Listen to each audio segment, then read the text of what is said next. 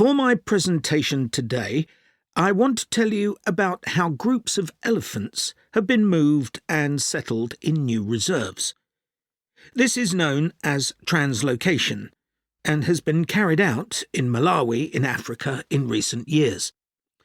The reason this is being done is because of overpopulation of elephants in some areas. Overpopulation is a good problem to have, and not one we tend to hear about very often. In Malawi's Majeti National Park, the elephant population had been wiped out by poachers, who killed the elephants for their ivory. But in 2003, the park was restocked and effective law enforcement was introduced. Since then, not a single elephant has been poached.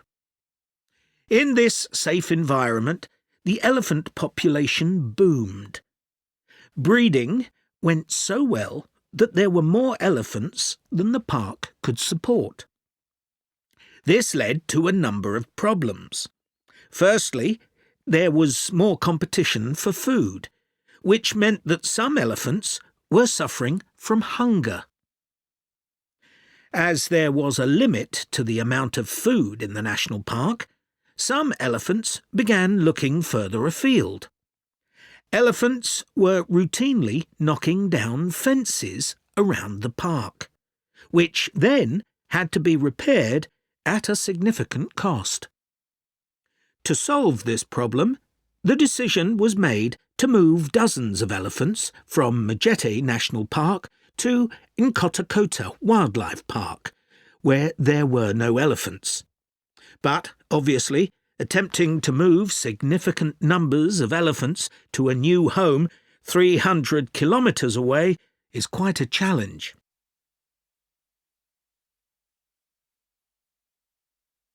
So, how did this translocation process work in practice? Elephants were moved in groups of between 8 and 20, all belonging to one family. Because relationships are very important to elephants, they all had to be moved at the same time. A team of vets and park rangers flew over the park in helicopters and targeted a group, which were rounded up and directed to a designated open plain. The vets then used darts to immobilize the elephants. This was a tricky maneuver, as they not only had to select the right dose of tranquilizer for different-sized elephants, but they had to dart the elephants as they were running around. This also had to be done as quickly as possible, so as to minimize the stress caused. As soon as the elephants began to flop onto the ground, the team moved in to take care of them.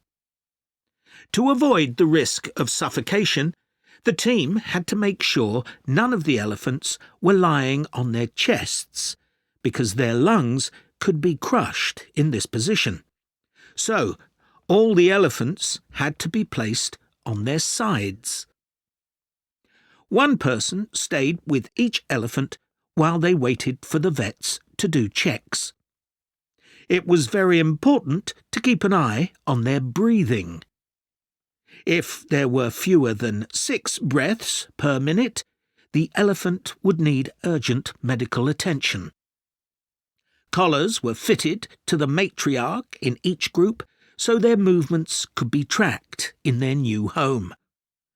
Measurements were taken of each elephant's tusks. Elephants with large tusks would be at greater risk from poachers, and also of their feet. The elephants were then taken to a recovery area before being loaded onto trucks and transported to their new home. The elephants translocated to Nkotakota settled in very well, and the project has generally been accepted to have been a huge success, and not just for the elephants.